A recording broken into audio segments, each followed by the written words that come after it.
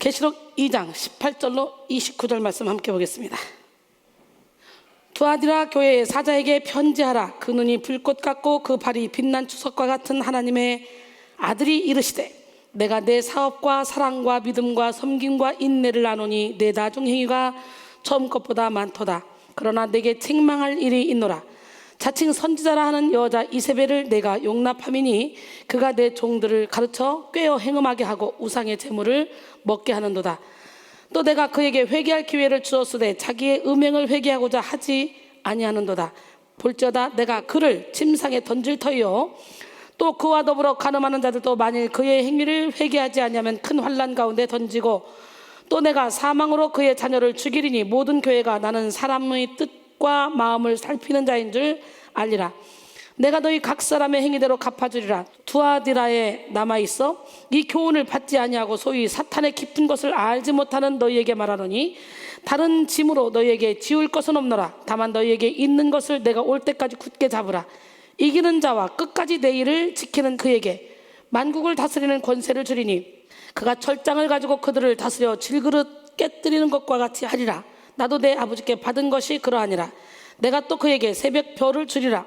귀 있는 자는 성령이 교회들에게 하시는 말씀을 들을지어다. 오늘은 어둠의 계략과 빛의 역사, 세 번째 시간 어둠의 음란과 빛의 경건이라는 제목으로 은혜를 나누기를 원합니다. 하나님은 공허하고 혼돈하며 흑암이 가득한 곳에 빛을 만드시는 것을 시작으로 당신의 창조 질서를 세워가셨습니다. 빛 가운데 질서와 기쁨과 아름다움이 있어요. 창세기 1장 1절로 4절. 태초에 하나님이 천지를 창조하시니라. 땅이 혼돈하고 공허하며 흑암이 깊음 위에 있고 하나님의 영은 수면 위에 운행하시니라. 하나님이 이르시되 빛이 있으라 하시니 빛이 있었고 빛이 하나님 보시기에 좋았더라. 하나님이 빛과 어둠을 나누사. 할렐루야. 나는 오늘 빛과 어둠을 나눌 때 우리는 빛 가운데 가야 되지 않겠어요? 근데 아담과 하와의 범죄 이후에 이 피조물들은 빛보다는 어둠을 더 좋아하게 됐다는 거야. 그래서 예수님께서 이 땅에 빛으로 오셨을 때 인간들은 빛보다 어둠을 더 좋아했기 때문에 아예 빛을 깨닫지도 못한 사람이 있는가 하면, 알아보지도 못한 사람이 있는가 하면, 하나님이 답답하니까 각 사람에게 빛을 비춰줬어. 각 사람에게 빛을 비춰주면 이제 어느 정도는 알 수 있거든. 알 수 있는데도 불구하고 이 사람들이 빛을 거절하는 사람이 있어. 어떤 분은 그러더라고. 내가 깨져야 되는 건 알아. 나 깨지기가 싫어. 두 마음이야. 깨지고 싶기도 하고 깨지기 싫기도 하고. 나는 그냥 이대로가 좋아. 어떤 교수님이 그러더라니까. 나는 이대로가 좋아. 깨지고 싶기도 한데 깨지려면 너무 아플 것 같고 안 깨지려니까 또 답답하고 막 양심이 찔려오고 살겄어 진짜. 그래서 깨지더라도 좀 더 이따 깨지고 싶어. 여기 가면 금방 깨질 것 같아서 나 참 힘들어. 참 그런 사람들이 많죠. 여러분 여기 오신 분들은 깨지려고 작정하고 오신 거 아니야? 그 두 가지 마음 가지고 계속 있으면 고통스럽기만 해. 그냥 박살나봐. 내가 맨날 얘기하잖아. 씨암탉 잡잖아. 사위가 오면. 근데 씨암탉 잡는다고 좋은 걸 갖다가 착 잡았는데 이게 살짝 칼에 잘렸는데 이것이 꼬그댁 하고 놀려 도망가 버려. 피 철철 나면서. 그러면 아유 쟤 불쌍해. 얘 잡자. 그러고 딴 거 잡아? 끝까지 쫓아가. 또 잡아오지 한번 또 쳐. 꼬그댁 하고 도망가. 아예 끝까지 집요하게 찾아가서 그거 잡아가지고 죽이지. 그러니까 한 번 그냥 순종하면 끝날 거를 얼마나 고통스럽냐고. 여러분들 주님께 붙들렸잖아. 그러면 하나님이 여러분을 이제 부신다고, 무너뜨린다고. 토기장이 되신 하나님이 여러분을 다시 멋지게 거룩하게 아름답게 만들어서 멋지게 쓰셔서 여러분을 행복하게 해주려고. 부시는데 싫다고. 그러니까 마치 여기서 깨지기 싫은 사람은 그거야. 어차피 여기는 깨지려고 온 사람들인데 깨지기 싫어? 하나님께서 딱 쳤는데 도망가. 그러면서 자꾸 깨지겠다고 오는 거야. 또 한편으로는 깨지고 싶고 한편으로는 깨지고 싶지 않고. 이렇게 양다리 걸치니까 어떻게 되겠어요? 고통스럽기만 한 거야. 그래서 자기를 사랑해서 권면하고 징계하고 책망하면 뭐냐면 나만 미워해, 나만 싫어해 막. 그리고 온갖 상처를 다 끌고 가는 거지. 오늘 부서집시다. 그냥 한 방에 깨집시다. 인간들은 빛보다 어둠을 더 좋아하여 빛으로 나오지 않았을 뿐 아니라 오히려 빛을 미워하고 배척하여 스스로 멸망에 빠졌습니다. 요한일서 3장 19절에 그 정죄는 이것이니 곧 빛이 세상에 왔을 때 사람들이 자기 행위가 악함으로 빛보다 어둠을 더 사랑한 것이니라 그랬어요. 이 어둠은 모든 거짓과 죄와 불법을 상징하는데요, 어둠의 가장 큰 특징 중 하나가 더러움이에요. 더러움. 사람들은 어둠에 빠지면 가장 먼저 생각과 마음, 언어, 행동이 더러워지는데요, 성경은 음란이 더러움 중 하나라고 말합니다. 에스겔 24장 13절 너희 더러운 것들 중에 음란이 그 하나이니라. 내가 너를 깨끗하게 하나 내가 깨끗하여지지 아니하니 내가 내게 향한 분노를 풀기 전에는 내 더러움이 다시 깨끗하여지지 아니하리라 그랬어요. 음란이라는 죄는 하나님의 나라를 파괴하려는 사탄의 강력한 무기로 인류의 많은 사람들이 이것으로 무너졌습니다. 최근에도 유명인들이 이 음란의 문제로 한순간에 나락으로 떨어지는 사건들이 많이 발생하고 있죠. 유명인들이기 때문에 드러났을 뿐이지 음란의 문제는 사회 전반에 흐르고 있는 죄악입니다. 음란은 하나님이 미워하시는 죄며 더러운 죄입니다. 성경에서는 그 어떤 죄보다 경계해야 될 죄로 음란을 말씀하고 있어요. 성경에는 음란이란 구절이 50회, 그와 비슷한 단어인 음행이 70회, 정욕이란 구절이 25회, 간음이란 구절이 45회가 나옵니다. 그 빈도수가 매우 높은데요, 그만큼 음란은 하나님이 싫어하시는 죄악이고 늘 유혹받고 범하는 죄악입니다. 에스겔 6장 9절에 너희 중에서 살아남은 자가 사로잡혀 이방인들 중에 있어서 나를 기억하되 그들이 음란한 마음으로 나를 떠나고 음란한 눈으로 우상을 섬겨 나를 근심하게 한 것을 기억하고 스스로 한탄하리니 이는 그 모든 가증한 일로 악을 행하였습니다. 여러분은 하나님이 싫어하는 거 얼마나 행하고 있는지 한번 여러분 자신을 돌아보세요. 여러분이 하나님이 싫어하는 행동을 하고 있는지 아니면 하나님이 기뻐하는 행동을 하고 있는지. 나는 여러분 모두가 다 정말 하나님이 싫어하는 모든 어둠의 일들을 다 버리고 빛 가운데로 나오기를 원합니다. 나의 사랑하는 자녀들아, 함께 찬양합니다.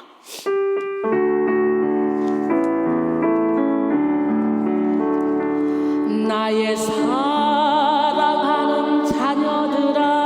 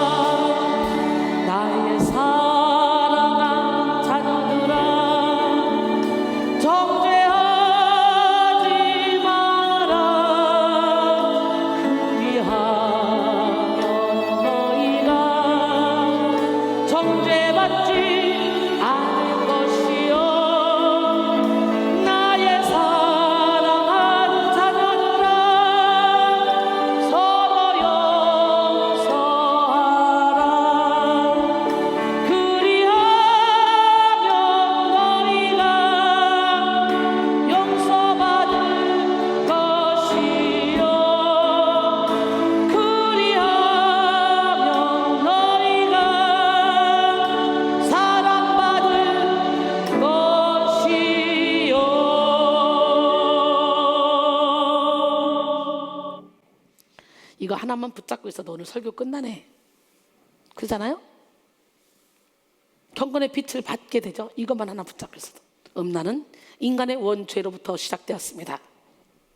하나님이 먹으면 반드시 죽으리라고 한 선악과를 사탄의 미혹을 받아 따먹음으로 하나님을 배반하고 그들의 후손인 온 인류, 우리에게도 그 원죄의 피가 흐르게 됐죠. 그래서 여기서 2장 2절로 3절 보니까 그때 너희는 그 가운데서 행하여 이 세상 풍조를 따르고 공중의 권세자를 잘 따랐으니 곧 지금 불순종의 아들들 가운데 역사하는 영이라.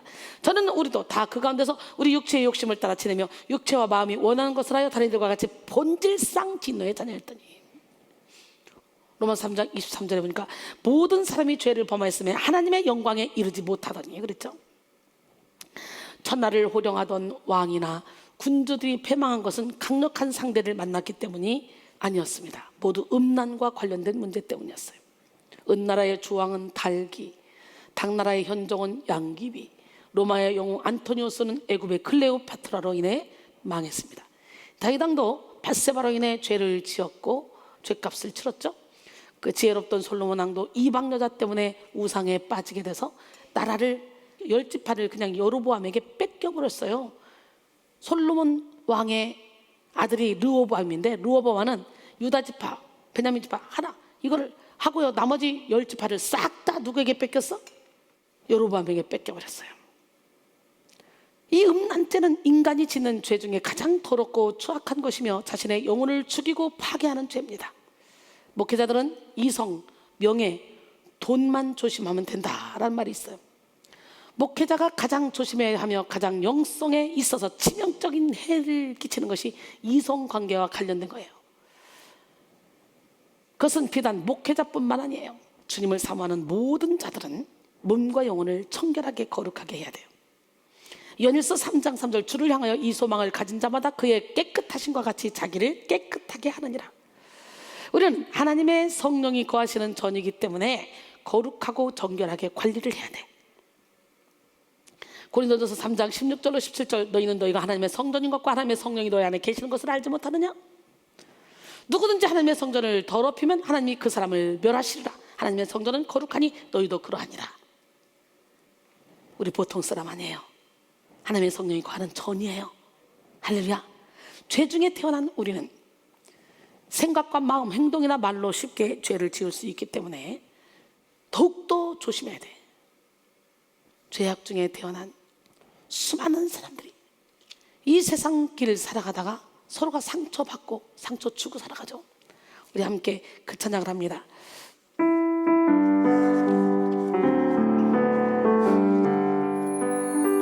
내 영혼 주 안에서 참된 평안 누리네. 죄악 중에 태어난 수많은 사람들이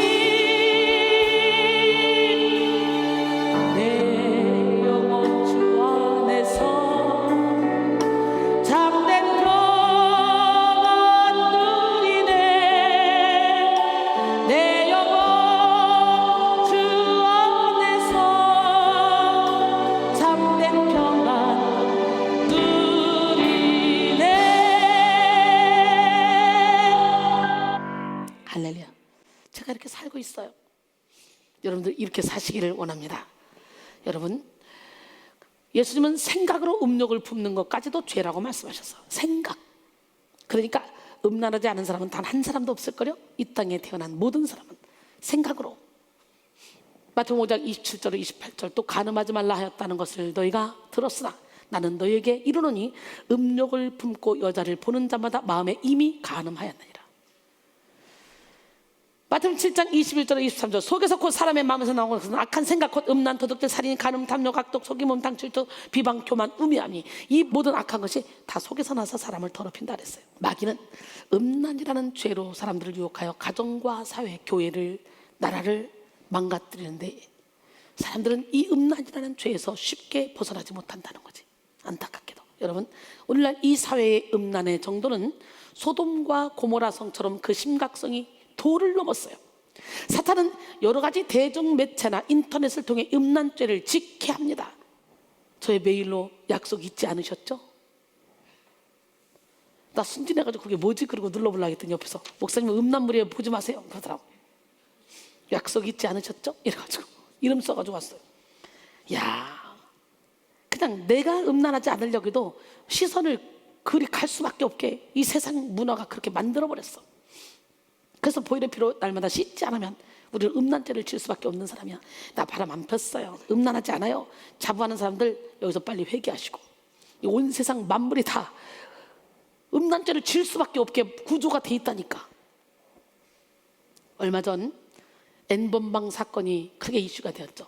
N번방 사건은 2018년 하반기부터 2020년 3월까지 메신저 앱을 이용해서 피해자들을 유인한 뒤에 협박해 성착취물을 찍게 하고 이를 유포한 디지털 성범죄 성착취 사건입니다. N번방 텔레그램 비밀 대화방을 의미하는데요, 1번방, 2번방, 3번방 등 번호가 있고 그것을 통칭해 N번방이라고 부릅니다. 이 방에는 각종 협박을 당해 성착취물 영상 촬영에 나설 수밖에 없던 피해 여성들의 영상이 있어요. 놀랍게도 대부분 피해자는 중학생 등 미성년자를 대거 포함하는데 2020년 12월 특수본 수사 종료 시점에서 확인된 피해자는 총 1154명이며 그중 10대 이하가 60.7%에 달합니다. 회원 규모는 최소 맛보기방 회원 1만 명, 박사방 유료 회원 3만 명 내지 수만 명으로 추정하고 있어요. 이야, 청소년들까지도 성범죄의 유혹에 죄되지 않았다는 거예요. 사탄의 유혹에 넘어간 사람들은 이제 양심의 화인을 맞아서 이 죄에 대해 대수롭지 않게 생각하고 죄를 죄로 여기지도 않으며 방탕하게 살아갑니다. 그러나 이 죄는 구원의 문제와도 관련될 정도로 심각한 죄예요. 에베소 5장 5절 너희도 정녕 이것을 알거니와 음행하는 자나 더러운 자나 탐하는 자 곧 우상 숭배자는 다 그리스도와 하나님의 나라에서 기업을 얻지 못하리니. 음란의 죄는 윤리적인 차원에 머물지 않고 하나님의 성품인 거룩함을 잃어버리게 하며 참된 영성을 소유하지 못하게 합니다. 살전 4장 3절로 5절 하나님의 뜻은 이것이니 너희의 거룩함이라 곧 음란을 버리고 각각 거룩함과 존귀함으로 자기의 아내 대할 줄을 알고 하나님을 모르는 이방인과 같이 세욕을 따르지 말고. 그랬어요. 음란은 영혼을 더럽게 하며 하나님과의 영적 소통을 가로막아 버립니다. 마태복음 5장 8절에 마음이 청결한 자는 복이 있나니 그들이 하나님을 볼 것이요. 여러분, 이 음란의 문제는 육체적인 차원의 것이 아니라 근본적으로 영적인 문제입니다.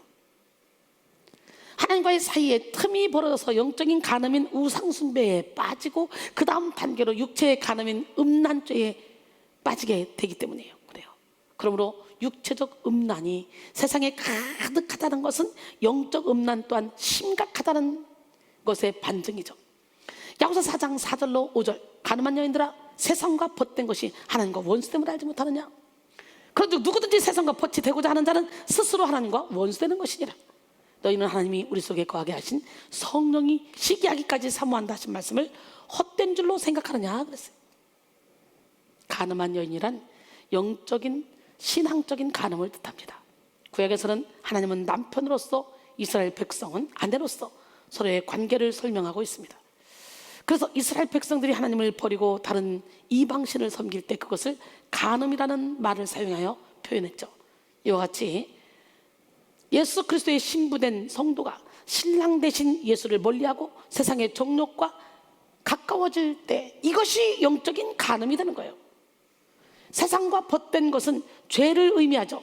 죄는 하나님의 사랑에 대한 배신입니다. 바로 오늘 본문의 두아디라 교회가 영적인 간음으로 하나님 마음을 실망시켰어요. 오늘 본문은 두아디라에 보낸 편지로서 7교회에 보낸 편지 중에 가장 깁니다. 두아디라라는 도시는 7도시 중에 가장 작은 도시며 수도의 관문과 같은 위성 도시였고 이곳의 수도를 지키는 군사령부가 주둔해 있었습니다. 두아디라 교회는 칭찬받을 만한 일이 많은 교회였어요. 오늘 본문 18절로 19절 보면 두아디라 교회의 사자에게 편지하라. 그 눈이 불꽃 같고 그 발이 빛난 주석과 같은 하나님의 아들이 이르시되 내가 내 사업과 사랑과 믿음과 섬김과 인내를 아노니 내 나중 행위가 처음 것보다 많도다. 엄청난 칭찬을 받았죠. 처음 사랑을 버려 책망받았던 에베소 교회, 그 교회에 비해서 두아디라 교회는 처음보다 나중 행위가 더 아름다웠던 교회였어요. 그럼에도 불구하고 하나님은 이 교회를 강하게 책망하십니다. 20절에 보니까 그러나 내게 책망할 일이 있노라. 자칭 선지자라 하는 여자 이세벨을 내가 용납함이니 그가 내 종들을 가르쳐 꿰어 행음하게 하고 우상의 재물을 먹게 하는도다. 그랬어요. 투아디라 교회가 책망받은 이유는 자칭 선지자라는 여자 이세벨을 용납했기 때문이에요. 오늘 본문의 이세벨은 구약의 가장 악한 왕후였던 이세벨과 같은 이름을 갖고 있어요.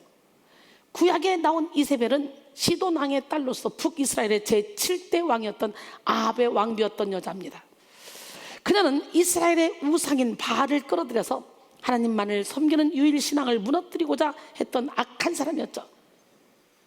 왕상 16장 31절로 33절 느밧의 아들 여로보암의 죄를 따라 행하는 것을 오히려 가볍게 여기며 시돈 사람의 왕 엣바알의 딸 이세벨을 아내로 삼고 가서 바알을 섬겨 예배하고 사마리아 건축의 바알의 신전 안에 바알을 위하여 제단을 쌓으며 또 아세라상을 만들었으니 그는 그 이전에 이스라엘의 모든 왕보다 심히 이스라엘 하나님 여호와를 노하시게 하였더라 그랬어요. 뿐만 아니라 그녀는 이스라엘의 많은 선지자들을 무참히 살해했고 하나님의 대표적 선지자인 엘리야를 핍박했습니다. 왕상 19장 1절로 2절 아합이 엘리야가 행한 모든 일, 엘리야가 행한 모든 일이 뭐예요? 갈멜산에 아세라 선지자 400명, 바알 선지자 450명을 모아놓고 450명과 하늘에서 불을 끌어내서 재물을 태우는 자가 하나님의 종이다. 우리 대결하자. 그래서 불을 끌어내고 또 물을 끌어들이는 그런 승리한 엘리야잖아요. 그런데 승리했으면 이제 아합 왕이 가서 야 우리 하나님 믿어야 돼. 이세벨 우리 하나님 믿어야 돼. 이렇게 이런 일을 벌였어. 이렇게 해야 되는데 그게 아니라 일렀어. 당신이 섬기는 아세라 선지자, 바알 선지자 다 죽였어. 아세라 선지자도 어디 갔는지 다 도망갔고 바알 선지자는 450명 그냥 다 끌려가서 다 죽었어. 그들 다 패했어. 그러니까 일을 가려 이세벨이. 이세벨은 사신을 보냅니다. 2절에 보니까 사신을 보내서 내가 내일 이맘때에는 반드시 네 생명을 저 사람들 중 한 사람의 생명과 같게 하리라. 그렇게 하지 않으면 신들이 내게 벌 위에 벌을 내림이 마땅하니라. 세상에 선지자 400명, 450, 850명 데려다가 놨는데 바알 선지자하고 대결을 했으니까 아세라 선지자 어디로 주랭랑 치고 도망갔는지 어떤지 몰라. 하여튼 간에 이겼어. 그러면 빨리 무릎 꿇어야지. 3년 6개월 동안 오지 않던 비도 끌어내렸어. 빨리 무릎 꿇어야지. 왜 못 깨달아 도대체? 야 신기하죠? 죽인다 그러잖아. 잠언 6장 26절에 음료로 말미암아 사람이 한 조각 떡만 남게 됨이며 음란한 여인은 귀한 생명을 사냥함이니라 그랬어요. 이렇게 이세벨은 이스라엘의 영적 음란을 폭발적으로 증가시키게 한 장본인으로서 음료의 대표격으로 알려져 있죠. 이세벨은 나중에 예후의 혁명 때 창밖에 던져져 떨어져서 살해당하는 최후를 맞이하게 됩니다. 하나님은 이세벨의 시신을 개들이 먹었다고 말씀하셨어요. 실제로도 장사하려고 했을 때 두개골과 발, 손밖에 안 남아있고 육체는 전혀 남은 바가 없었다고 합니다. 왕상 21장 23절 이세벨에게 대하여도 여호와께서 말씀하여 이르시되 개들이 이스라엘 성읍 곁에서 이세벨을 먹은지라. 물론 오늘 본문에서의 이세벨은 구약의 인물과 동일한 인물은 아니에요. 그러나 같은 이름을 갖고 있으며 구약의 이세벨을 떠올리게 하는 인물로서 스스로를 선지자로 칭한 거짓 선지자였습니다. 두아디라 교회의 거짓 선지자 이세벨은 두아디라 교회를 거짓 교훈으로 오염시키고 있었던 자이며 소아시아 7교회에 보내는 메시지에 등장하는 니골라당과 자칭 유대인이라고 하는 자들인 사탄의 회 그리고 발람의 교훈을 지키는 자와 밀접히 연관된 자였습니다. 그런데 두아디라 교회는 이세벨의 유혹에 넘어가서 우상을 숭배하는 행위를 한 거예요. 그들은 왜 이런 행음을 하게 됐을까요? 먼저 그들이 살았던 배경을 알아봐야 되겠죠. 당시 두아디라는 작은 도시였지만 빵, 염색, 가죽, 의복 등의 여러 직종들이 발달한 상업도시였습니다. 두아디라 성도 중에 많은 사람들이 이러한 직업에 속하는 사람들이었는데요, 이들은 각 직종에 해당하는 조합에 가입해야 했습니다. 문제는 각 조합마다 수호신이 있어서 회원들은 자기가 가입한 조합의 신을 섬겨야만 했다는 거예요. 그 당시 제의는 부도덕한 잔치의 형태를 띠고 있었기 때문에 수호신의 제사 의식에 참여하는 것은 부도덕한 연회에 참석하는 것을 의미했습니다. 이런 모임에서는 조합원의 침묵이라는 명목 아래에서 우상숭배와 음행의 죄가 행해졌는데요, 그 중에 두아디라 성도들이 있었던 거예요. 만약 우상숭배와 음행을 거부하면 조합에서 강제 탈퇴되거나 불이익을 당해야 했기 때문에 많은 성도들이 신앙을 지키는 것보다 죄를 짓는 것을 선택했다는 거지. 지금도 그렇습니다. 지금도. 물론 그들도 이런 상황 속에서 여러 가지 갈등도 하고 기도도 했을 것입니다. 그러나 그들의 최종적 선택은 현실의 이익이었다는 거지. 여러분의 최종적 선택은 뭡니까? 여러분들도 별로 다르지 않을 거야. 그러나 우리 백성인들은 다를 거야. 그들이 하나님을 선택하지 못했던 이유는 영원한 하나님 나라를 사모하기보다는 잠시 있다 없어질 이 안개 같은 세상을 더 중요하게 생각하고 바라보았기 때문에 그래요.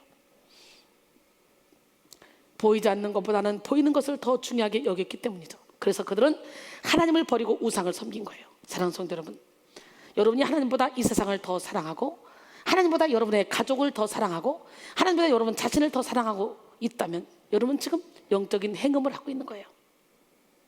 우상숭배의 죄를 짓고 있는 것입니다.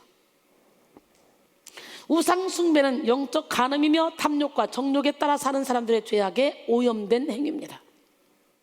이 죄는 단순히 헛된 신을 섬기는 종교적 행위 외에도 자신의 욕심과 탐욕을 채우기 위해 벌이는 인간의 모든 사고와 행위, 삶과 태도를 말합니다. 자신의 유익 때문에 하나님을 버리고 세상을 택하는 것은 영적 간음인 우상숭배의 죄를 짓는 거예요. 현실이 비록 어렵고 힘들더라도 우리는 세상을 버처로 삼아서는 안 돼요. 눈에 보이는 물질에 매여서도 안 돼요. 내가 사랑하는 자녀에 매여서도 안 돼요. 아내의, 남편의, 부모에 매여서도 안 돼요. 우리는 하나님만을 의지하며 그분만을 섬기며 그분만을 따라가야 돼. 그럴 때 하나님은 가정을 아름답게 만들어주셔. 마태복음 10장 36절로 39절 보니까 사람의 원수가 자기 집안 식구리라. 아버지나 어머니를 나보다 더 사랑하는 자는 내게 합당하지 아니하고 아들이나 딸을 나보다 더 사랑하는 자도 내게 합당하지 아니하며 또 자기 십자가를 지고 나를 따르지 아니하는 자도 내게 합당하지 아니하니라. 자기 목숨을 얻는 자는 잃을 것이요 나를 위하여 자기 목숨을 잃는 자는 얻으리라 그랬어요. 골로새서 3장 5절에 보면 그러므로 땅에 있는 지체를 죽이라 곧 음란과 부정과 사욕과 악한 정욕과 탐심이니 탐심은 우상숭배니라 그랬어요. 디모데전서 6장 17절에 18절 내가 이 세대에서 부한 자들을 명하여 마음을 높이지 말고 정함이 없는 재물에 소망을 두지 말고 오직 우리에게 모든 것을 후회해 주사 누르게 하시는 하나님께 두며 선한 사업을 많이 하고 나누어 주기를 좋아하며 너그러운 자가 되게 하라. 우리 백성이 이루고 있잖아요. 제가 이렇게 살고 있잖아요. 여러분, 그리고 죄를 지었다면 빨리 회개하고 주님 앞에 나가야 돼. 그런데 오늘 본문의 두아디라 교회는 주님께서 회개할 기회를 주셨는데도 회개하지 않았어. 오늘 본문 21절에 또 내가 그에게 회개할 기회를 주었을 때 자기의 음행을 회개하고자 하지 아니하는도다. 그래서 기회를 주었을 때라는 말은 과거로부터 현재까지의 동작의 연속을 나타내는 부정 과거형으로서 주님께서 두아디라 교회에게 회개할 기회를 과거로부터 지금까지 계속해서 주고 계셨음을 알 수가 있습니다. 그럼에도 불구하고 그들은 회개의 기회를 활용하지 못하고 계속해서 죄를 지었어요. 그게 여러분의 모습은 아닙니까? 기회를 주어도 그 기회를 버리고 사망으로 달려가는 자녀를 바라보는 부모의 심정은 얼마나 안타까울까요? 우리는 이 말씀을 교훈 삼아 회개할 기회가 있다면 그 기회를 잡아야 됩니다. 양심을 통해, 말씀을 통해, 교회를 통해, 이웃을 통해, 때로는 상황과 환경을 통해 회개를 촉구하실 때 빨리 깨닫고 회개해야 돼요. 기회를 잡지 못하면 우리는 아나니아와 삽비라와 같이 예물을 드리고도 비참한 최후를 맞이할 수밖에 없어. 바나바가 밭을 팔아서 쫙 드리니까 막 존경받고 사랑받으니까 우리도 팔아서 드릴게요. 그리고 팔았습니다. 소유를 팔아서 그 땅값에 얼마를 감췄어요. 사도행전 5장 1절 이하에 보면 그 소유를 팔아서 감췄는데요, 아내도 알아요. 같이 짜고 감췄어요. 그리고 얼마만 가져다가 사도들의 발 앞에 뒀습니다. 그때 베드로가 말합니다. 아나니아야, 어쩌여 사탄이 내 마음에 가득하여 성령을 속이고 땅값 얼마를 감췄냐? 땅이 그대로 있을 때는 내 땅이 아니면 판회도 내 맘대로 할 수 없더냐? 어찌하여 이 일을 내 마음에 두었느냐? 사람에게 거짓말한 것이 아니오 하나님께로다. 아나니아는요, 회개할 기회조차 안 줬어요. 이 말을 하고 아나니아가 이 말을 듣고 엎드려도 혼이 떠나니 이 일을 듣는 사람이 다 크게 두려워하더라. 일단 삽비라는 기회를 줬어요. 신랑이 지금 묻고 오는지도 몰라. 그래서 이게 다냐? 물었을 때 빨리 깨달았어야 되는데 네, 그래가지고 또 그 자리에서 죽잖아. 무섭죠. 요즘 같으면 우리 여기 앉아있을 사람 하나도 없어. 맞지? 다 지금 어디 가 있을 것 같아. 우리는 회개할 기회를 잡기 위해 회개에 대해 잘 알 필요가 있어요. 야, 내 주 예수 모신 그곳이 그 어디나 하늘나라로 있잖아. 근데 우리 이 땅 지금 코로나19로 인해 얼마나 음침해, 우울해. 근데 우린 천국이지. 여기서도 천국을 누리고 있잖아. 그런 것처럼 영원한 천국에서 내세에 이 생각을 하면 뭐 기뻐 미칠 것 같아. 죽음이 두렵지가 않아. 회개의 영이 여러분에게 임하기를 원합니다. 회개는 두 가지로 정의할 수 있어요. 회개는 죄를 인정하고 죄에서 돌아서는 것입니다. 먼저 자신에게 죄가 있다는 것을 인정해야 돼. 그래서 어거스틴은 최선의 지식은 우리가 죄인이라는 사실을 아는 것이다. 말씀의 빛이 들어와야 이게 죄라는 걸 깨닫게 되는 거예요. 전에 율법을 깨닫지 못했을 때는 내가 살았더니 계명의 이름에 죄는 살아나고 난 죽었다. 이야, 여기서 훈련시키면서 야, 얘를 잘 가르쳐볼까? 얘를 신대원 보내볼까? 얘를 좀 밀어줘볼까? 그런데 이기적이야, 자기중심적이야. 근데 그게 죄인지를 몰라. 얘는 아직 멀었어. 지금 보내면 큰일 나. 베껴놔, 제껴놔. 얘 좀 훈련시켜서 크게 써볼까? 이기적이야. 아니야, 얘는 먼저 인격이 돼야 돼. 안 돼. 관심을 끊어버려. 그만큼 늦어지지. 그래, 왜 그게 안 될까? 야, 신기하지. 깨닫는 게 은혜야. 영성 훈련은 나를 찾아가는 거야. 그러면 어떻게 깨달아? 이렇게 책망을 받고 징계를 받을 때 억울하다 생각하지 말고 그거 붙잡고 회개해야 돼. 하나님, 영적인 아내자가 이렇게 야단을 쳤는데 내가 솔직히 내가 이게 죄인지를 모르겠어요. 억울하긴 해요. 그러나 하나님 영적인 안내자를 통해 하나님이 말씀하신 거라 생각하고 기도할 테니 깨닫게 도와주세요. 그리고 눈물을 기도하면 바로 깨달아져. 근데 나는 아닌데 뭘. 난 아니야. 나는 억울해. 그리고 변명하고 있으니까 안 깨지는 거예요. 평생 신앙생활에도 자기 보호 본능을 가지고 사는 사람은 절대로 깨지지 않습니다. 여러분 자신이 여러분을 지킬 수 없어요. 하나님께 여러분 자신을 완전히 내어드릴 때 하나님 여러분을 보호하시고 지켜주시고 상상을 초월하는 복을 허락해 주십니다. 회개는 죄를 발견하여 죄에 대해 슬퍼하며 고백하는 것입니다. 인간이 이 세상에서 가장 무지한 영역이 자신의 영적 실체입니다. 아무리 대단한 박사학위를 갖고 있어도 자신의 영적 실체를 알지 못하는 사람은 하나님 앞에서 무지한 사람이에요. 사람은 본성 자체가 너무나 육적이어서 자신의 죄성을 깨닫기까지 정말 오랜 시간이 걸립니다. 영적 감각이 깨어난다 할지라도 죄성을 이기기까지 본능적인 육적 의지를 꺾어야 하는 이 피라는 과정이 필요합니다. 이게 죄라는 걸 알아도 안 되는 거예요, 이게. 그래서 주님은 죄와 싸우기를 어디까지? 피 흘리까지 싸우라고 그랬어. 우리 힘으로는 안 되죠. 주의 영이 나와 함께 하시면 가능해요. 하나님은 진실하게 하나님 앞에 나가는 자에게 흰 눈보다 더 깨끗한 새 사람으로 빚어주십니다. 요한일서 1장 8절로 10절, 만일 우리가 죄가 없다고 말하면 스스로 속이고 또 진리가 우리 속에 있지 아니할 것이요 그랬어요. 만일 우리가 우리 죄를 자백하면 그는 미쁘시고 의로사 우리 죄를 사하시며 우리를 모든 불의에서 깨끗하게 하실 것이요, 만일 우리가 범죄하지 아니하였다 하면 하나님을 거짓말하는 이로 만드는 것이니 또한 그의 말씀이 우리 속에 있지 아니하니라. 할렐루야. 다윗은 죄를 지었을 때 솔직하게 고백하며 회개했습니다. 시편 51편 1절로 3절, 하나님이여 주의 인자를 따라 내게 은혜를 베푸시며 주의 많은 긍휼을 따라 내 죄악을 지워주소서. 나의 죄악을 맑게 씻으시며 나의 죄를 깨끗이 제하소서. 무릇 나는 내 죄가를 나오니 내 죄가 항상 내 앞에 있나이다. 오늘 시간에 우리도 이렇게 깨닫고 회개해야 돼. 우리는 그 죄를 고백하는 것으로 끝내서는 안 됩니다. 그 죄를 버려야 합니다. 우상을 과감하게 버려야 돼요. 에베소 사람들은 예수를 믿고 마술책을 다 불태워 없앴어요. 그 값이 우리 돈으로 환산하면 15억 원에 해당한다고 해요. 사도행전 19장 17절로 19절, 에베소에 사는 유대인과 헬라인들이 다 이 일을 알고 두려워하며 주 예수의 이름을 높이고 믿은 사람이 많이 와서 자복하여 행한 일을 알리며 또 마술을 행하던 많은 사람이 그 책을 모아가지고 와서 모든 사람 앞에서 불사르니 그 책값을 계산한 즉 은 5만이나 되더라 그랬어요. 그렇습니다. 아무리 아까워도 죄라면 버려야 돼.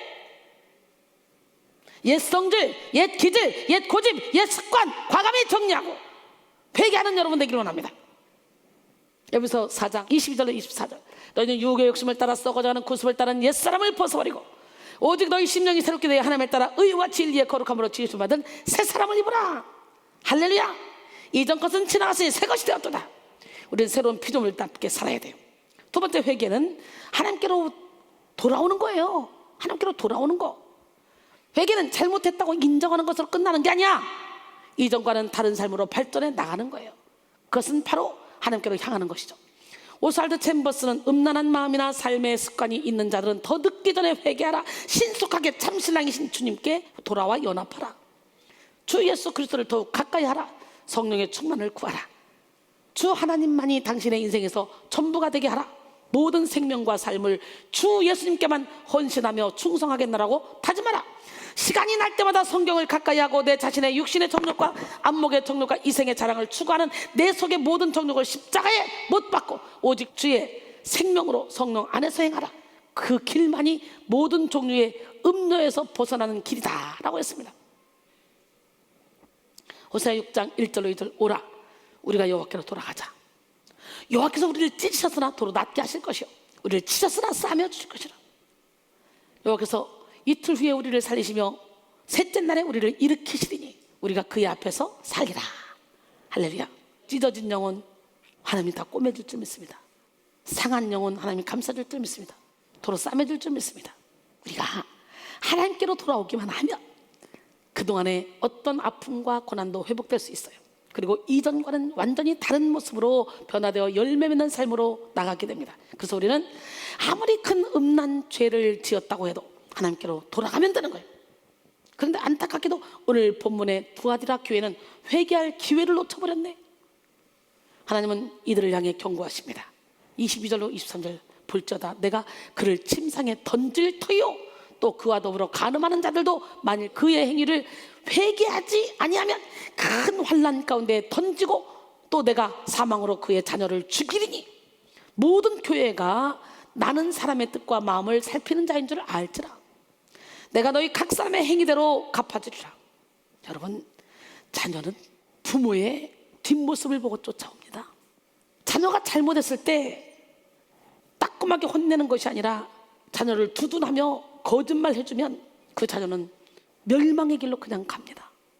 아, 이렇게 살아도 되는구나. 내가 잘못해서 지금 누구한테 욕을 먹고 있는데 엄마가 딱 오더니 얘는 그런 잘못 할 사람이 아닙니다. 얘 아닙니다. 그리고 큰 소리 쳐서 목소리를 이겨가지고 야 가자 우리 아들 가자. 괜찮아 괜찮아.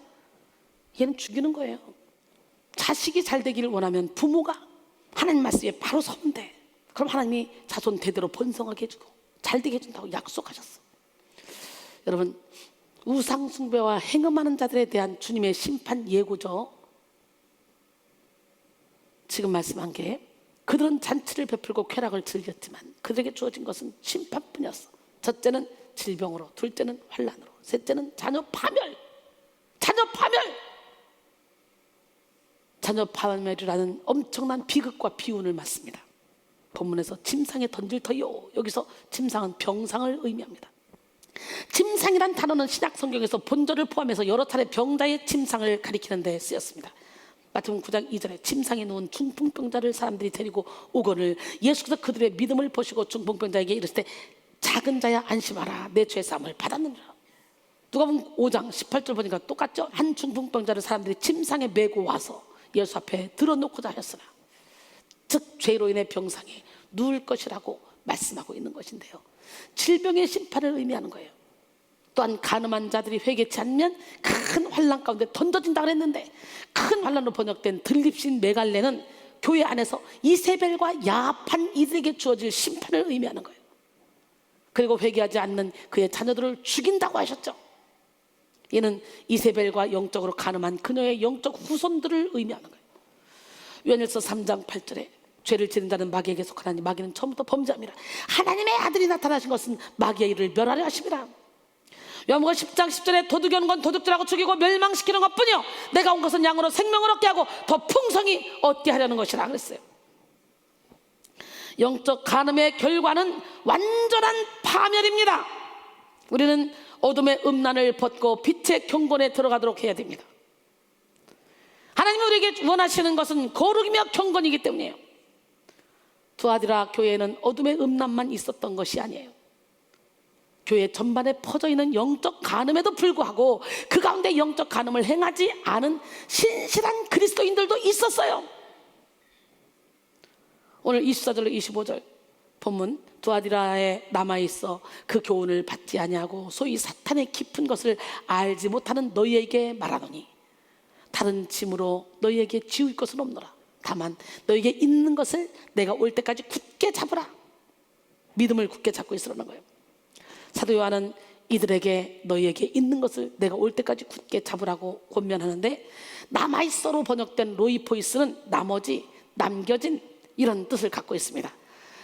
형용사 로이포스의 복수형으로 남겨진 자들이라는 의미인데요, 이것은 하나님께서 구속사를 완성하기 위해 신실한 소수의 백성들을 보존하신다는 구약 성경에 나타난 남은 자 사상을 연상시킵니다.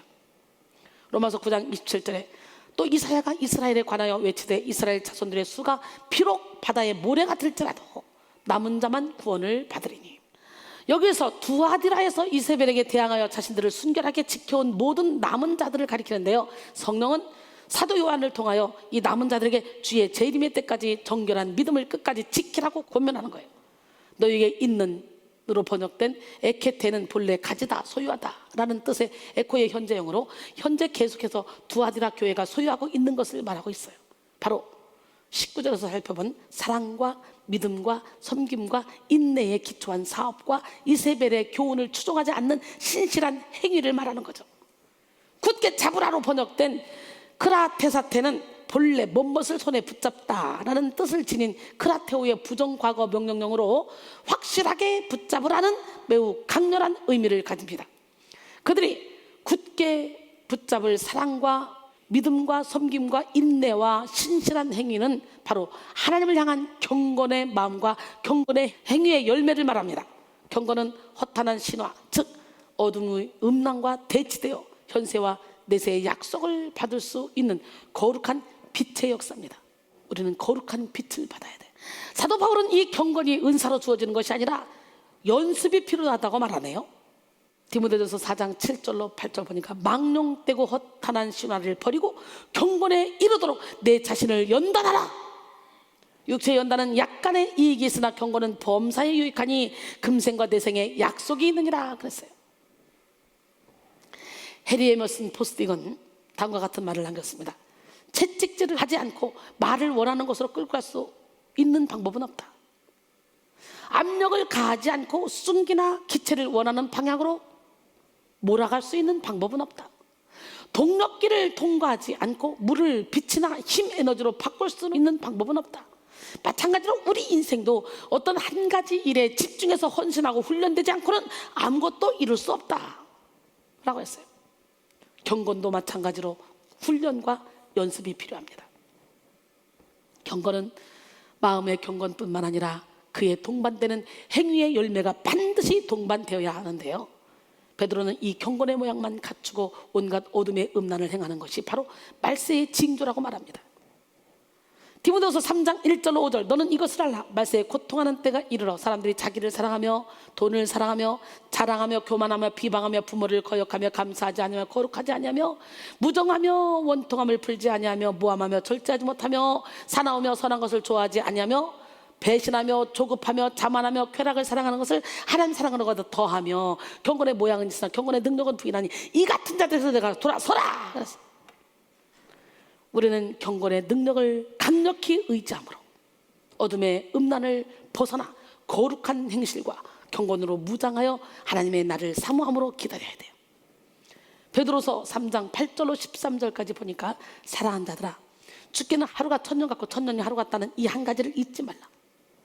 주의 약속은 어떤 이들이 더디다고 생각하는 것 같이 더딘 것이 아니라 오직 주께서는 너희를 대하여 오래 참으사 아무도 멸망하지 아니하고 다 회개하기에 이르기를 원하시느니라. 그러나 주의 날이 도둑같이 오리니 그날에는 하늘이 큰 소리로 떠나가고 물질이 뜨거운 불에 풀어지고 땅과 그 중에 있는 모든 일이 드러나리로다. 이 모든 것이 이렇게 풀어지리니 너희가 어떠한 사람이 되어야 마땅하냐? 거룩한 행실과 경건함으로 하나님의 날이 임하기를 바라고 간절히 사모하라. 그날에 하늘의 불에 타서 풀어지고 물질이 뜨거운 불에 녹아지려니와 우리는 그의 약속대로 의가 있는 곳인 새하늘과 새 땅을 바라보도다 그랬어요. 현대인들은 경건의 가치를 갈수록 폄하하고 가치 없는 것으로 여기고 있습니다. 그런데 그와 반대로 이 시대는 경건의 능력이 너무도 필요합니다. 사랑하는 성도 여러분, 우리가 경건의 혁명을 일으켜야 된다는 걸 깨닫고 경건의 혁명을 일으키는 우리 모두가 되기로 합니다. 먹고 살기 바쁘고 각자 이기적인 삶을 합리화시키고 자신이 스스로의 신이 되어 살아가는 이 세상 속에 예수 그리스도를 따르는 자들의 경건의 능력이 절실하게 필요하다는 거예요. 모라비안 경건주의의 아버지 진젠도르포는 교회의 기초는 신조나 교리가 아니라 경건에 있다. 나에게는 단 한 가지 열망밖에 없다. 그것은 예수님 오직 그분뿐이다 라고 말했어요. 종교개혁가 칼빈은 경건은 하나님에 대한 경외와 하나님에 대한 사랑이 결핍된 것을 말하는데 이 사랑은 그의 은혜를 깨달아 알므로써 오는 것이다 라고 말했습니다. 경건은 한마디로 우리와 하나님과의 깊은 사랑의 관계예요. 경건은 모든 사람이 누릴 수 있는 것이 아니라 오직 성도만이 누릴 수 있는 특권입니다. 하나님과의 깊은 관계인 경건이 내포되고 있는 구체적인 의미를 살펴보도록 하겠습니다. 먼저 경건에 대한 하나님의 엄숙한 두려움이에요. 하나님에 대한 엄숙한 두려움. 두려움은 외부의 압력에 의한 두려움이 아니라 하나님의 거룩하심 앞에 저절로 무릎 꿇게 되는 자발적 경외를 말하죠. 하나님의 거룩하심 앞에서 우리는 자신의 죄인된 실체를 보게 됩니다. 예수님의 거룩함 앞에 베드로는 자신의 죄인된 실체를 보았잖아요. 그래서 자기가 밤이 맞도록 고기를 잡았지만 못 잡았는데 예수의 명령에 의해서 고기를 잡다 보니까 2배 채우고도 배가 찢어질 정도로 많이 잡았어. 그때 선생님이라고 불렀던 베드로는 이제 주여라고 바뀝니다. 그러면서 누가복음 5장 8절 보니까 시몬 베드로가 이를 보고 예수의 무릎 아래에 엎드려 이르되 주여 나를 떠나소서. 나는 죄인으로서이다. 내가 죄인이라는 걸 아는 것 자체가 기적입니다. 이사야 또한 하나님의 존전에서 자신의 실체를 발견하고 탄식했습니다. 이사야 6장 5절에 그때 내가 말하되 화로다 나여 망하게 되었도다. 나는 입술이 부정한 사람이요 나는 입술이 부정한 백성 중에 거주하면서 만군의 여호와이신 왕을 배웠음이로다 하였더라 그랬어요. 하나님에 대한 경외심이 있는 사람은 죄인된 자신의 실체를 발견하고 날마다 회개함으로 자신의 마음을 정결하게 합니다. 정결은 하나님께서 당신의 백성을 회복시키기 위한 단계 중 가장 먼저 이루어지는 것입니다. 하나님은 우리를 먼저 정결하게 하고 우리 안에 새 영과 새 마음을 두어 당신의 법을 지키게 함으로 우리를 당신의 백성 삼으십니다. 하나님은 하나님을 경외하는 것은 단순히 공포에서 비롯된 두려움이 아닌 존경하는 마음에서 갖는 두려움을 뜻합니다. 이는 삶의 모든 영역에서 하나님 주권을 인정하며 하나님을 전적으로 믿고 모든 것을 맡기는 것을 의미하죠. 사람의 지혜와 명철을 의지한 것이 아니라 하나님을 의지하는 것입니다. 에스겔 36장 25절로 28절, 맑은 물을 너에게 뿌려서 너희로 정결하게 하되 곧 너희 모든 더러운 곳에서 모든 우상 숭배에서 너희를 정결하게 할 것이며 또 새 영을 너희 속에 두고 새 마음을 너희에게 주되 너희 육신에서 굳은 마음을 제거하고 부드러운 마음을 줄 것이며 또 내 영을 너희 속에 두어 너희로 내 율례를 행하게 하리니 너희가 내 규례를 지켜 행할지라. 내가 너희 조상들에게 준 땅에서 너희가 거주하면서 내 백성이 되고 나는 너희 하나님이 되리라. 할렐루야. 오늘 맑은 물 맞아야 돼요. 그 성령이에요. 그게 성령. 토마스 왓슨은 그의 책 하나님을 경외하는 사람에서 하나님이 가장 아끼고 자주치는 사람은 바로 주인 대신 그분의 이름을 높이고 경외하는 사람이다. 하나님을 경외하는 사람이 되려면 하나님을 항상 바라보며 그분의 광대하심을 묵상해야 한다. 전능하신 하나님께서는 천사들에게 율법을 주시고 사람들의 양심을 속박하시며 방백들의 심령을 꺾으신다. 사람들이 하나님을 두려워하지 않는 이유는 하나님의 위대하심을 생각하지 않기 때문이다. 사람들은 무엄하게도 하나님이 자기와 같은 줄로 안다. 기도로 하나님을 경외하는 마음을 구하라. 하나님을 경외하는 마음은 지혜의 근본이자 경건함의 근원이다. 기도로 부귀를 구하는 사람도 있고 지식을 구하는 사람도 있지만 우리는 오직 하나님을 경외하는 마음을 간절히 구해야 한다라고 말했습니다. 그러므로 우리는 하나님을 두려워하는 마음으로 경건을 생활해야 됩니다. 사람을 두려워하는 것이 아니라 하나님을 두려워하며 살아야 합니다. 하나님을 두려워하면 불의한 생활을 할 수가 없어요. 늘 하나님 앞에서의 삶, 코람데오의 삶을 살기 때문에. 두 번째로 경건은 하나님의 뜻에 합당한 행위의 열매로 드러나야 돼. 막스 비어의 소설 행복한 위선자는 비양심적인 악인 로드 조지 헬에 관한 이야기입니다. 그의 마음뿐 아니라 행동에도 야비함이 그대로 드러났습니다. 그의 얼굴만 봐도 사람들은 두려워했습니다. 어느 날 그는 아름답고 순결한 미얼이라는 소녀를 사랑하게 되었습니다. 그러나 그 소녀는 얼굴이 저렇게 무섭게 생긴 사람의 아내가 될 수 없어 하고 그를 거절했습니다. 로드 조지 헬은 그녀와 결혼하고 싶어 고심한 끝에 세상에서 가장 거룩하고 인자하게 보이는 가면을 쓰고 미얼에게 청혼했습니다. 그녀와 결혼하게 된 그는 날마다 그의 위선을 감추고 참을성 있게 너그럽게 보이려고 힘썼습니다. 좋은 사람같이 보이려고 끊임없이 그의 나쁜 성질을 억눌렀습니다. 어느 날 옛 친구가 사랑하는 아내 앞에서 로드 헬의 가면을 무자비하게 벗겨버렸습니다. 그런데 이상한 것은 가면이 벗겨졌을 때 거기에는 거룩한 얼굴 모습이 나타난 것입니다. 마음의 경건은 반드시 행위로 드러나게 되어 있어요. 이렇게 거룩하게 살려고 노력하다 보니까 거룩해진 거야. 윌리엄 젠키는 우리는 선행을 행함으로 의롭게 되지는 않지만 우리가 의롭게 되면 선을 행하게 된다 라는 말을 했어요. 그죠? 의롭게 돼봐. 선을 행하게 돼 있어. 믿음이 먼저야. 그 다음에 행함이 따라오는 거예요. 엘리사 코울스는 믿음은 인격을 정당화하고 행실은 믿음을 정당화한다 라고 말합니다. 예배 안에 하나님을 향한 진실한 사랑과 경외가 없다면 이는 아무런 의미가 없는 행동입니다. 행함 없는 믿음은 죽은 믿음이에요. 죽은 믿음은 구원을 바랄 수 없습니다. 야고보서 2장 14절로 17절 내 형제들아 만일 사람이 믿음이 있노라 하고 행함이 없으면 무슨 유익이 있으리요? 그 믿음이 능히 자기를 구원하겠느냐? 만일 형제나 자매가 헐벗고 일용할 양식이 없는데 너희 중에 누구든지 그에게 이르되 평안히 가라 덥게 하라 배부르게 하라 하면서 그 몸에 쓸 것을 주지 아니하면 무슨 유익이 있으리요? 이와 같이 행함이 없는 믿음은 그 자체가 죽은 것이라 그랬어요. 우리는 우리 입술의 열매로 우리의 경건의 정도를 측정해 볼 수 있습니다. 야고보서 3장 2절에 우리가 다 실수가 많으니 말에 실수가 없는 자라면 곧 온전한 사람이라 능히 온몸도 굴레 씌우리라 그랬어요. 야고보서 1장 26절 누구든지 스스로 경건하다 생각하며 자기 혀를 재갈을 물리지 아니하고 마음을 속이면 이 사람의 경건은 헛것이라 그랬어요. 이 시간 여러분의 입술의 열매는 어떤지 돌아보시기 바랍니다. 그리고 이렇게 기도하시기 바랍니다. 시편 141편 3절 여호와여 내 입에 파수꾼을 세우시고 내 입술의 문을 지키소서. 경건은 하나님의 긍휼을 품고 그에 합당한 행동을 하는 것입니다. 경건에 이르는 연습의 저자 제리 브릿지즈는 이렇게 말했습니다. 우리 주위에 사람들이 경건의 향기를 풍기는 그리스도인들이 많지 않다고들 합니다. 비록 재능이 많고 품위가 있고 주님의 일에 매우 바삐 움직이거나 기독교 사역 안에서 형통하고 있는 그리스도인일지라도 그에게서 경건을 찾아볼 수 없는 까닭은 건 무엇일까요? 그것은 그가 하나님께 헌신되어 있지 않기 때문입니다.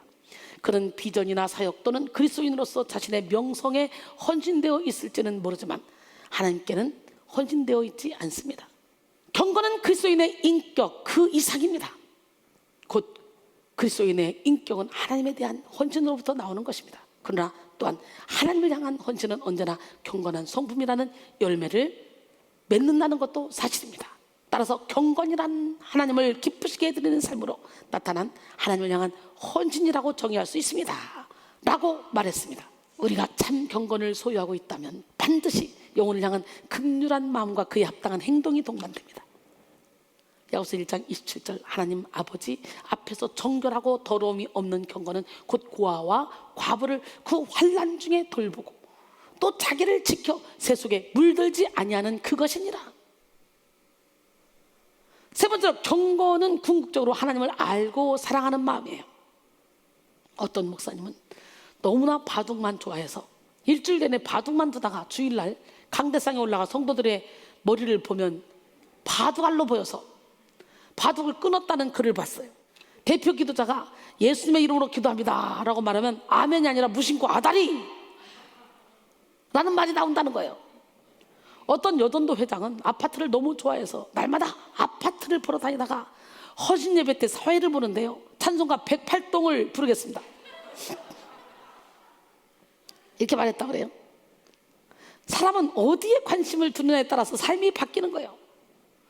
우리가 하나님께 관심을 갖고 하나님만 사랑하면 하나님을 닮아가는 삶을 살 수가 있어요. 하나님을 사랑하는 마음이 크면 클수록 우리는 어둠의 음란에서 벗어날 수 있습니다. 마치 빈잔에 물을 부어 공기를 내보내는 것과 같습니다. 하나님께 복종하면 마귀는 우리를 피합니다. 하나님을 사랑하는 마음으로 하나님을 가까이 하면 우리 마음이 성결하게 되고 영적 음란으로부터 벗어날 수 있습니다. 야고보서 4장 7절로 8절 그런즉 너희는 하나님께 복종할지어다 마귀를 대적하라 그리하면 너희를 피하리라. 하나님을 가까이 하라 그리하면 너희를 가까이 하시리라. 죄인들아 손을 깨끗이 하라. 두 마음을 품은 자들아 마음을 성결하게 하라. 할렐루야. 하나님을 아는 지식은 경건의 필수적인 요소입니다. 우리가 하나님을 알아야 하나님과의 깊은 관계를 맺을 수 있기 때문이죠. 우리는 날마다 하나님을 알기에 힘써야 돼요. 하나님은 새벽빛같이 성실하게 이른비 늦은 비와 같이 충만하게 우리에게 임하십니다. 하나님 아는 데 힘쓰기 바랍니다. 호세아 6장 3절 그러므로 우리가 여호와를 알자 힘써 여호와를 알자 그의 나타나심은 새벽빛같이 어김없나니 비와 같이 땅을 적시는 늦은 비와 같이 우리에게 임하시리라 하니라. 할렐루야. 하나님은 자기에게 향하는 자에게 능력을 베풀어 주세요. 여호와의 눈은 온 땅을 두루 감찰하사 전심으로 자기에게 향하는 자들을 위하여 능력을 베푸시다니. 그러니 오늘 이 자리에 있는 여러분에게 능력을 베푸시고 온라인으로 예배드리는 여러분에게 능력을 베풀어 주실 줄 믿습니다. 하나님의 성실하심과 충만함을 아는 사람은 절대로 다른 곳에서 답을 찾으려고 하지 않습니다. 하나님의 시선이 당신의 사랑하는 자녀들인 우리에게 있다는 것을 아는 사람은 절대로 다른 곳에서 소망을 발견하려고 하지 않아요. 하나님을 바로 알아 절대로 경건의 자리에서 떠나지 않는 우리 모두가 되기를 바랍니다. 오늘 본문의 사도 요한은 경건의 능력으로 영적 음란을 이겨낸 자들에게 축복을 주시겠다고 약속했어. 26절 이기는 자와 끝까지 내 일을 지키는 그에게 만국을 다스리는 권세를 주리니. 끝까지란 만물의 목표를 이루며 시간의 종말을 가져오는 예수 그리스도의 영광스러운 재림의 날까지를 의미합니다. 지키는 으로 번역된 테로는 본래 지키다, 감시하다, 파수하다 라는 뜻을 지닌 테레오의 현재 분사형으로 단회적이거나 찰나적인 지킴이 아니라 예수 그리스도의 재림의 날까지 지속되는 계속적인 지킴을 의미합니다. 하나님은 그것을 내일이라고 말씀하셔요. 내일이란 사랑과 믿음과 섬김과 인내에 기초한 사업과 이세벨의 교훈을 용납하지 않는 일들을 뜻하죠. 그에게 만국을 다스리는 권세를 주리니 라는 표현은 시편을 인용한 말입니다. 시편 2편 8절 내게 구하라 내가 이방 나라를 내 유업으로 주리니 내 소유가 땅끝까지 이르러다. 마태복음 28장 18절로 20절 예수께서 나와 말씀하여 이르시되 하늘과 땅의 모든 권세를 내게 주셨으니 그러므로 너희는 가서 모든 민족을 제자로 삼아 아버지와 아들과 성령의 이름으로 세례를 베풀고 내가 너에게 분부한 모든 것을 가르쳐 지키게 하라. 볼지어다 내가 세상 끝날까지 너희와 항상 함께 있으리라 하시니라. 예수 그리스도의 통치를 받는 삶이 가장 행복한 삶이에요. 완전하신 주님의 통치를 받는 사람은 철장을 가지고 그들을 다스려서 질그릇을 깨뜨리는 것과 같이 하는 권세를 받습니다. 오늘 27절이죠. 그가 철장을 가지고 그들을 다스려 질그릇 깨뜨리는 것과 같이 하리라. 나도 내 아버지께 받은 것이 그러하니라 그랬어요. 이 구절 또한 시편을 인용한 글입니다. 시편 2편 9절에 보니까 네가 철장으로 그들을 깨뜨리며 질그릇같이 부수리라 하시도다. 우리 이 능력 받아야 돼. 여기서 철장으로 번역된 납도 시대라는 본래 노략질하는 맹수들의 공격을 방어하기 위해 마련된 목동의 지팡이나 무기의 일종으로 쇳가루를 입힌 참나무 곤봉을 뜻합니다. 본절에서 그가 다스려로 번역된 포이마네이는 보호하다, 지배하다, 관리하다, 돌보다 라는 뜻을 지닌 포이마이노의 미래형으로 양들을 급습한 이리들에 대해 강력하게 대응하는 그런 전투적인 목자의 이미지로 묘사되고 있죠.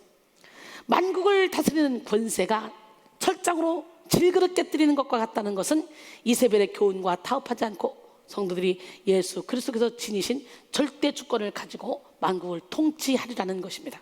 사랑하는 성도 여러분, 쇳가루를 입힌 참나무 곤봉으로 질그릇을 깨뜨리면 어떻게 되겠어요? 이것은 완전한 승리, 완전한 통치를 말합니다. 오늘 쇳가루를 입힌 참나무 곤봉이 여러분에게 있었으면 좋겠어. 그러면 다 깨뜨려버려요. 또한 새벽별을 얘기하죠. 새벽별을 주시겠다는 거예요. 이 약속도 하셨어. 28절에 보니까 내가 또 그에게 새벽별을 주리라. 할렐루야.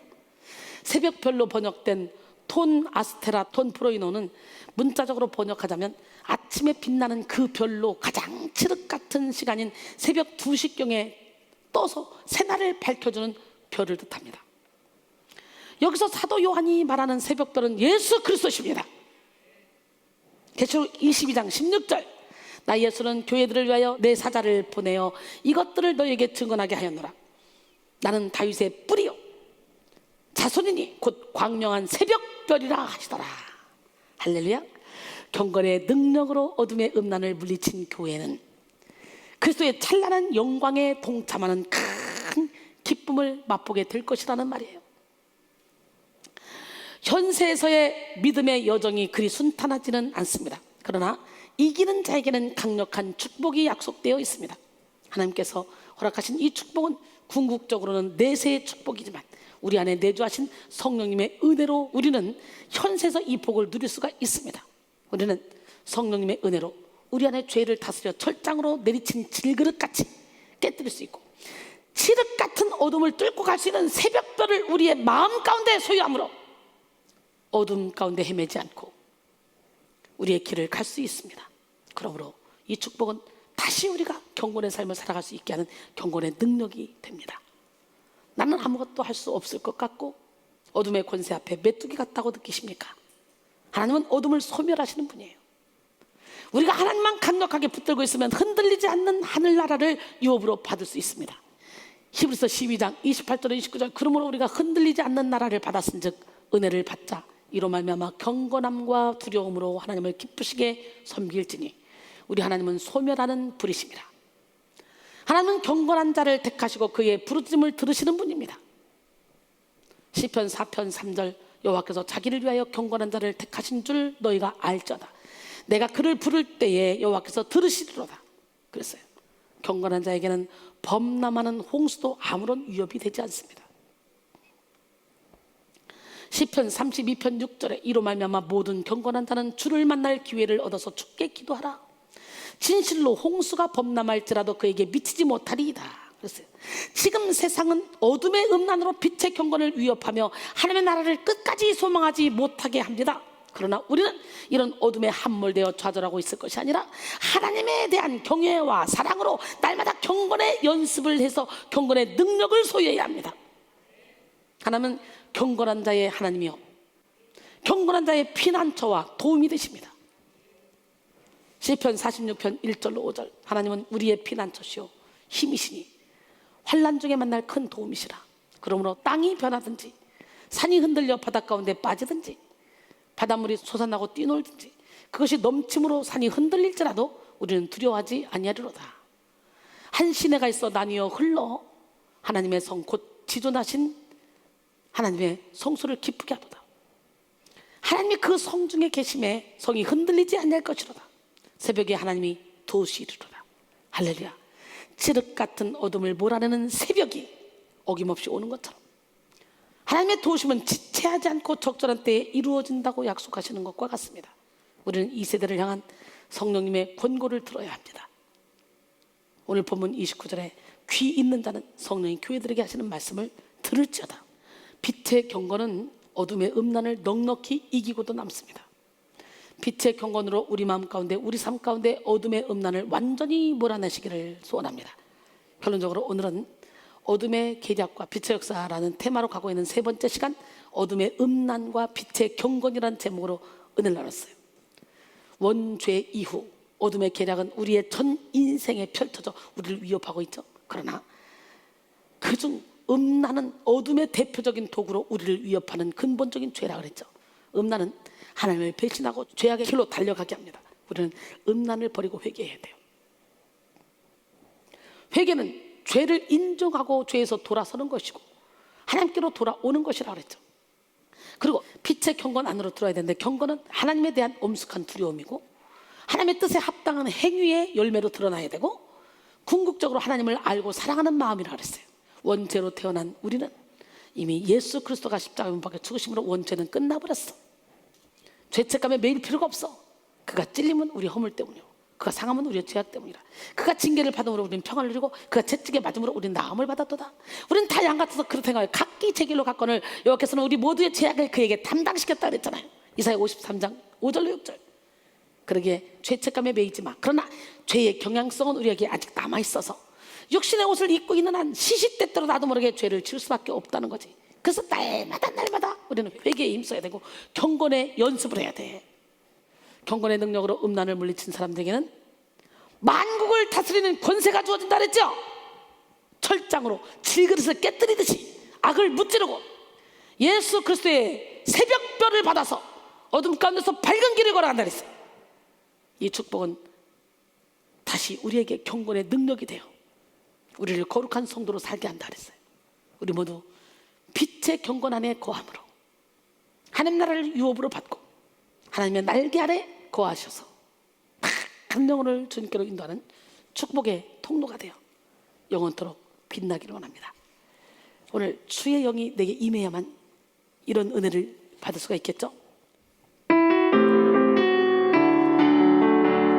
주의 영이 내게 임하셨으니 나의 죄를 씻어주시리. 주의 영이 내게 임하셨으니 나를 새롭게 해주시리. 주의 영이 내게 임하셨으니 주의 권능 얻으리. 주의 영이 내게 임하셨으니 주의 복음 전하리라. 가난한 자에게 아름다운 소식을 전하게 하시려 기름 부어 주시네. 마음이 상한 자 고치며 범법된 자에게 자유를, 갇힌 자에게 높임을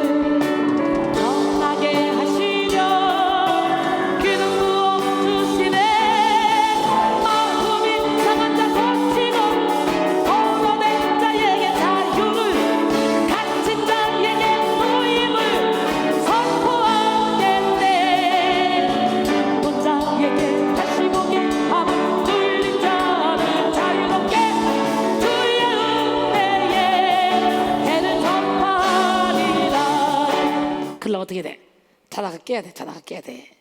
음란을 버려야 돼. 음란을 버려야 돼. 빛의 경건 안으로 들어오려면 영이 벌떡 깨는 역사가 일어나기로 합니다.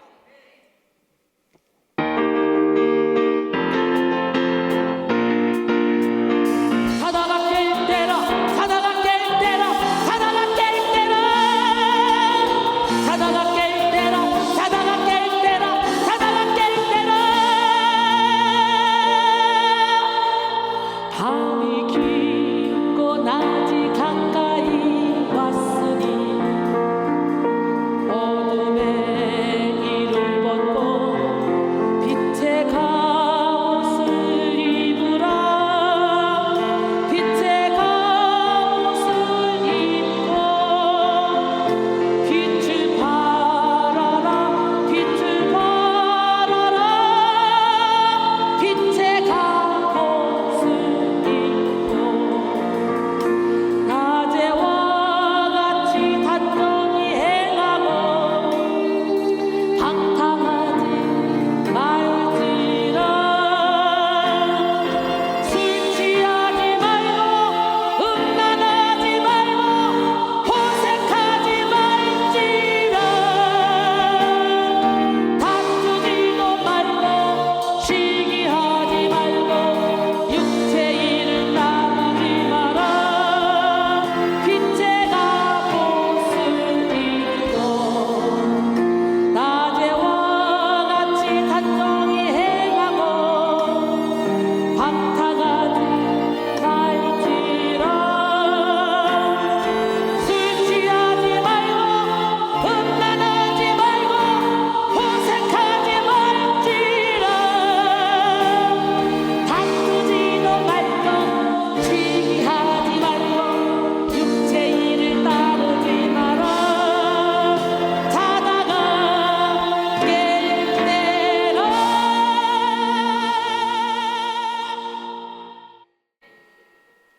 어때요? 나쁜 짓 하는 사람들이 벌떡 일어나겠지? 막 사자처럼 찾아가니까. 여기 마음 찔리는 사람 많지 않아요? 음란하지 마. 하나님보다 더 사랑하는 거 다 음란한 거야. 예, 여러분, 주님이 우리 영혼 가운데 오시기만 하면 사탄막이 패배해. 진리 안에 차 있게 돼. 주님 오신 날 찬양하고 뜨겁게 기도하겠습니다. 주님 오신 날 기쁘고 즐거운 날, 이렇게 주님 오신 날 마귀가 패배하는 날,